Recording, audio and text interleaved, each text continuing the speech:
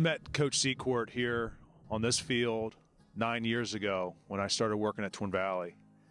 Coach was a man that was dedicated to his sport. And over the years, I started to realize how important soccer was to him in his life. He's a great family man. He was a great father. He also loved Twin Valley. This was his second home. It's hard to remember when I first met Coach Secord. It feels like you had known him forever once you got to know him, but it probably was when Brett was in middle school, because he used to come down to the games and watch them play, looking forward to when they would come up to the high school. Coach he was an amazing guy, and one thing about him was he had this passion to want to make you better. And not only in soccer and in life. And he didn't do it nicely. He was huge on tough love. Yeah. If you messed up or if you did something wrong, he told you about it and he let you know about it, and to never do it again. It's funny though, because that was his style with us. Like that was like his style, like when he was a coach for like our group, like our age group and stuff. But as he had Josh and Zach, his outlook on, I think, scolding people changed a little bit. And not only just that, his whole demeanor changed. Like he had kids now of his own and stuff. Back in about 2009, Coach showed up at one of my son Chase's middle school soccer games. I walked over to him and I asked him what he was doing there, because it wasn't really normal for high school coaches to come and watch middle schoolers play. But he told me that he was looking at his future championship team. And that team that he had, the class of 2014, really held a special place in his heart. Hey, Zach and Josh. My name's Ryan Rio. I played defense for your dad from 2011 until 2013. The life lesson I learned from Coach was in my junior year. I was coming on every game as like a substitute, and in a lot of situations there was like a big play or something big was happening, and he would always say to me, there's nothing to be nervous about, but if you're nervous, it's a good thing. And he taught me that if you're nervous in a situation, it means that you're passionate about it and you really care about the outcome and what's going to happen at the end of the game. And I could always remember he would ask the team before our playoff games and before big division matchups with like Hamburg or Fleetwood, he would say, are you guys nervous tonight? And some of the guys would lie and be like, no, I'm not nervous.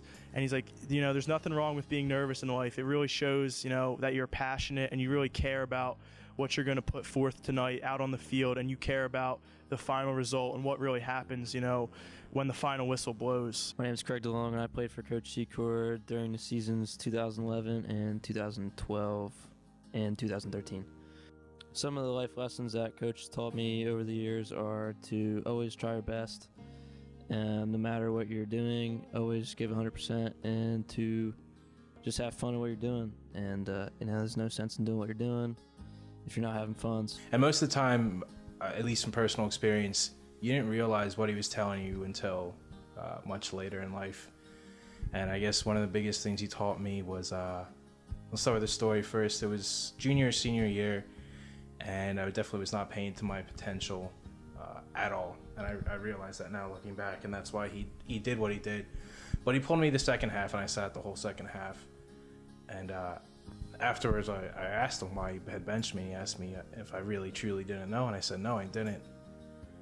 And he said, well, if you quit, he said, if you quit on 50-50 ball on the field, you're going to quit on life.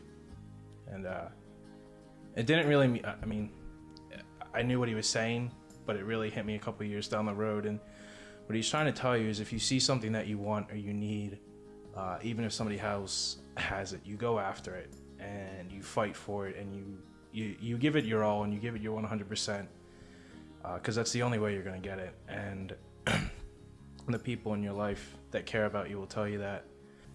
And that's something that Coach taught me, and I'm definitely going to keep with me for the rest of my life. One of my favorite memories too is at the awards banquets every year, And parents from other teams also commented when Dean gave his speech. He thanked and recognized not only his soccer players, he recognized all the sports. He recognized field hockey, girls soccer, whatever sport it was. He made a point to recognize all the athletes, which I thought was something really special because none of the other coaches really did that in their speeches. Hey, Zach and Josh, it's Christian. Hope you like the hat. Go Flyers. Your dad was one of a kind. He was taught everyone so many life lessons. And one of the life lessons that stuck out to me would be when he won his 200th game. He understood it was a big deal, but he did not make a big deal out of it. He was very humble, and he understood that it was more than just him, and it was a lot of other people, other coaches, other players that made those wins possible. And he understood that, and he took it with humility. One of my favorite memories of your dad was we were playing Westchester East my junior year, and Ross Obenchain scored a really, really nice goal, and your dad was ecstatic. He was running up and down the sidelines, pumping his fist, so happy. I'm pretty sure he did a cartwheel. To Zach and Josh, my name is Chad Walters. I'm a teacher at Twin Valley High School. I played under your dad way back in the day at Ole Valley High School back in the mid-'90s.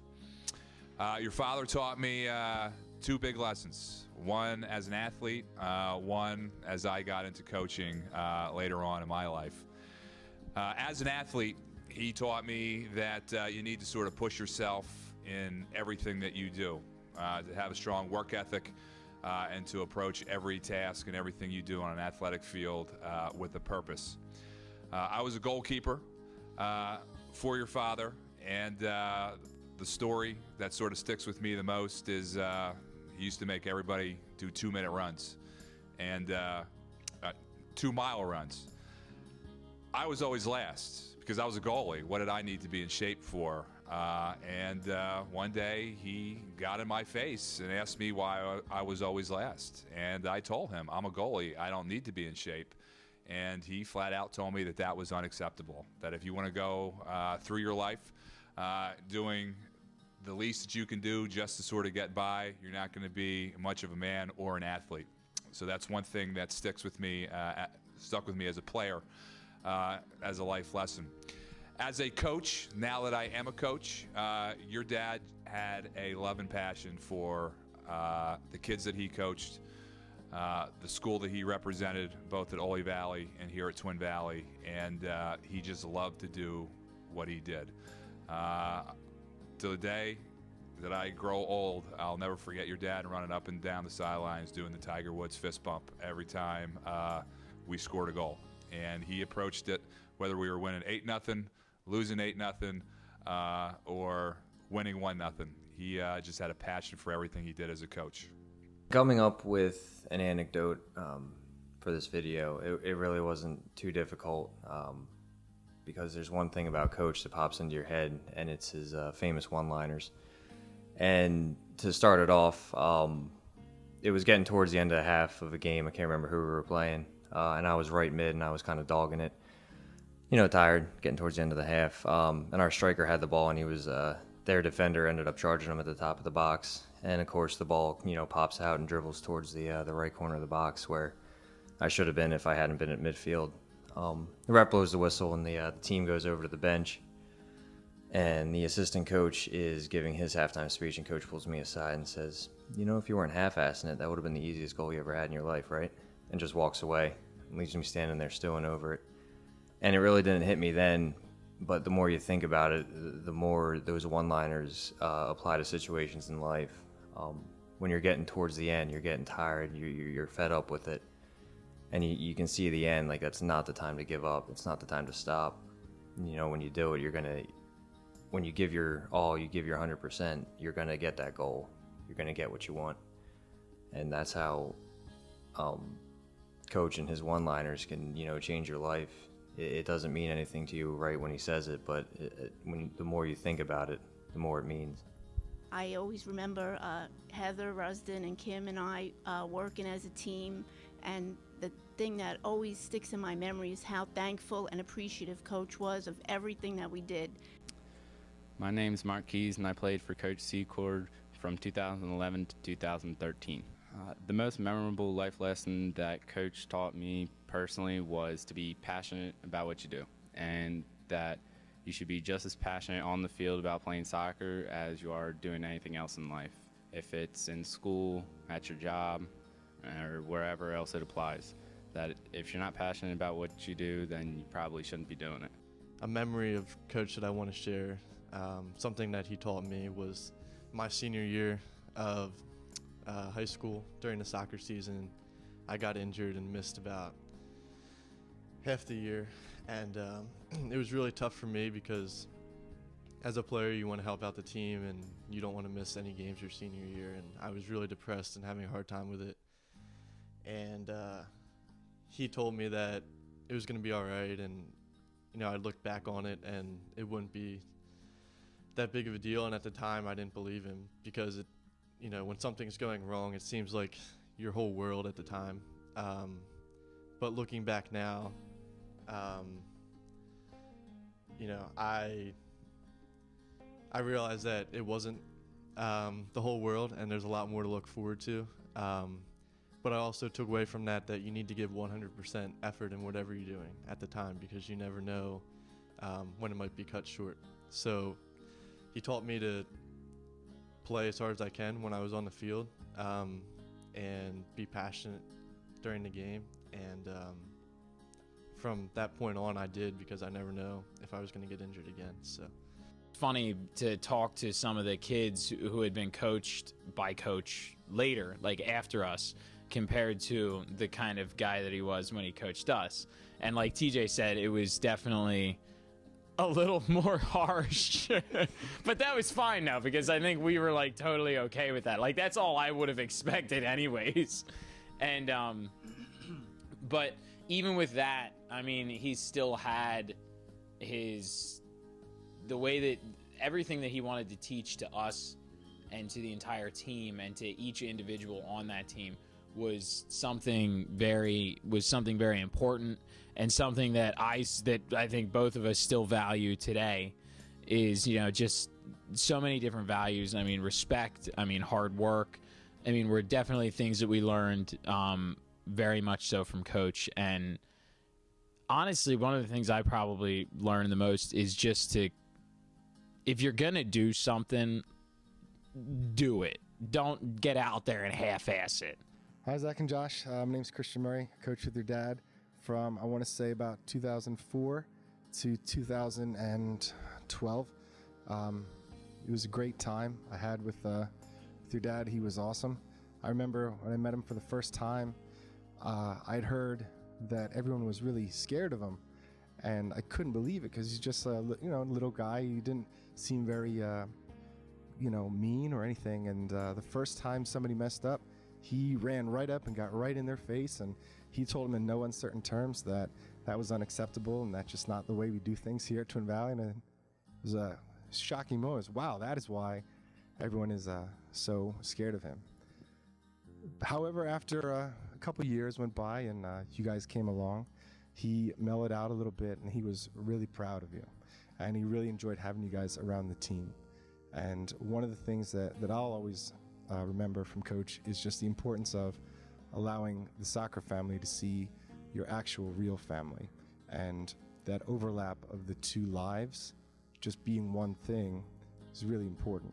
And I really am looking forward to having you guys be around the program as much as you can be, just so you can hear a little bit more and all the things that I forgot to include in this video that your dad said to me over the years, because he had some great one-liners that they just every once in a while come to me, and I just sit back and laugh. Hey Zach and Josh, it's Brett. One of the life lessons that your dad taught me was that the people who are hardest to love are the ones who need it the most, because when I was a freshman in high school, I wasn't exactly the nicest kid. I kind of had a attitude problem, and he nicknamed me the smart-ass freshman. And even though I was a hard player to coach, he stuck with me throughout the 4 years, and by senior year, me and him had a great relationship. Throughout my relationship with Coach Secord, he taught me what it was like to be a man and how to mature and how to present yourself in a respectable way. And that's something that I'll always remember and take away from him and be grateful for that I met him. My favorite memory with Coach Secord would probably be the last game that I ever played with him. That was our playoff game, our district playoff game. And it was the last time that he ever talked to us on the field. And even though we lost the game, he was still so proud of us and told us that we were one of the best group of kids that he's ever coached. One of the memories I have of Dean is when he got his 200th win. And when somebody does something like that, has a record like that, it speaks volumes for their commitment to students, to the game itself, to soccer, his love and passion of it. Everybody was kind of anticipating this win, and it came at the perfect time. And it was just a high point, I think, for Dean and for our students here at Twin Valley.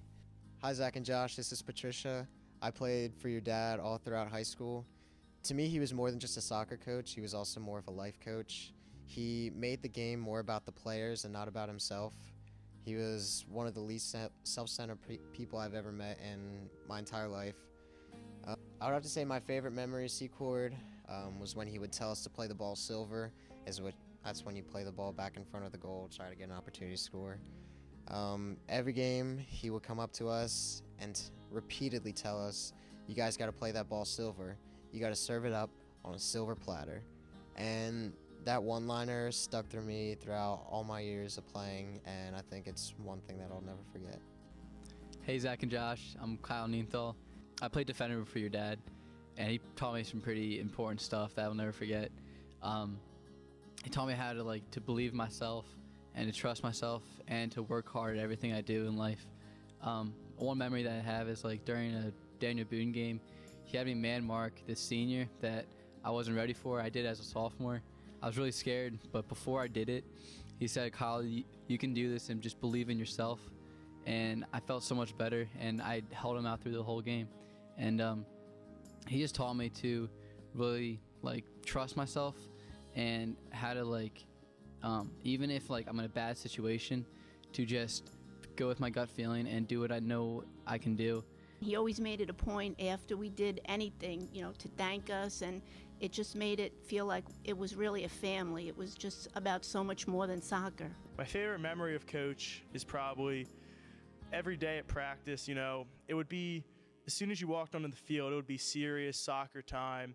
While you're doing your drills, you would give 110%.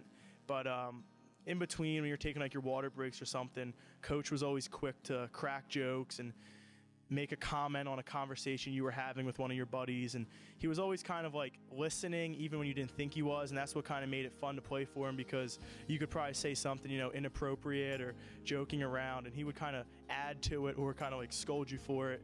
But it was always good to hear what he had to say about stuff like that. Hi, Zach and Josh. We are sitting in the training room where it all began 15 years ago. This is the first room that we had, and this is where I first met your dad. And he was the first person that I met when I got to Twin Valley. And I can tell you that from that first day that I met him, he made me laugh hysterically every single day. He was so funny and so sarcastic, and I could be in the worst mood ever, but your dad would come in and he would tell some crazy story and he would just make me laugh, and my bad mood was all of a sudden gone. And I will always remember that about your dad. But I have to tell you, my funniest memory about your dad would have to be that it started in this room.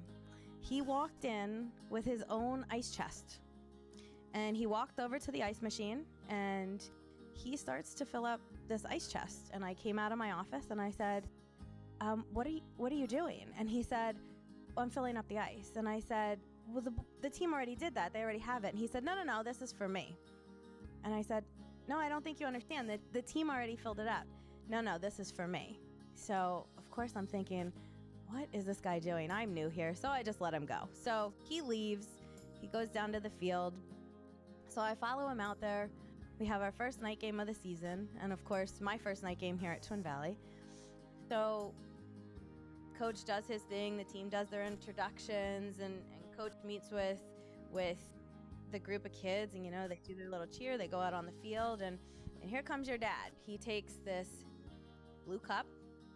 And he puts this blue cup in the ice chest, and he gets a cup full of ice, and he goes and he sits on the bench. But he doesn't sit on the bench like a normal coach would sit on the bench. He sits on the very top ledge of the bench and puts his feet on the bottom seat. And he sits there and he coaches the entire game this way, eating ice and refilling it, and eating ice and refilling it. So I'm like, okay.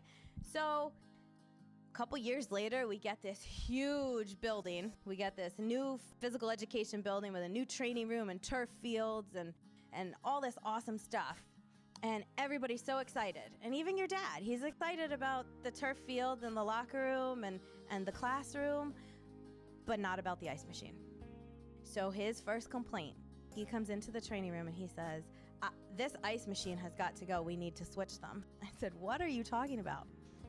This ice is not good for my cup, is what he says to me. So I had to call the maintenance guys to have them come down to look at the ice machine because it was coming out in sheets. And your dad could not eat ice that came out in sheets. So the maintenance guys come down, they fix the ice machine, and it comes out in smaller sheets. But this is still not good enough for your dad. And so he is mad that he can't get ice out of the new training room. So he proceeds to pick up his cooler, and he walks right back up to the old training room where we are right now, and he fills up his ice from the ice machine inside. And it's something I will never, ever forget about your dad, is the ice cup and the ice machine. Every time I think about Coach, this quote always comes to mind. There are two kinds of people in the world, sayers and doers. Sayers sure can talk about a great many things. They might even talk about some of the things they've done. Doers, on the other hand, actually do all the things that sayers talk about, and then some. In life, too many people say they're going to do something, but never follow through. Coach taught me to be a doer, not a sayer. Sometime next spring, I will become a father. I hope I can model my parenting skills after my coach and teach my children all the lessons he taught me. One of my favorite memories of Coach Secord was having to be the day after a game. I forget which game it was, but we were standing around before practice, and he says, "You know, guys, I have a solution." He's like, "I came with another formation for us," and he's like, "I was up till 2 o'clock trying to figure this out," and it really showed me just I guess how much work and how much thought he put into the soccer and the team, and how much he wanted us to succeed. The biggest lesson that he taught me was to never give up and to keep working at it. He always worked really hard and was the example for us. When I first met Coach, it was about 12 years ago on the soccer field. He was coaching and I was refereeing one of his games. Basically, at that time, he wasn't known as the quiet coach on the field. If he was mad or disagreed with you, he would definitely let you know.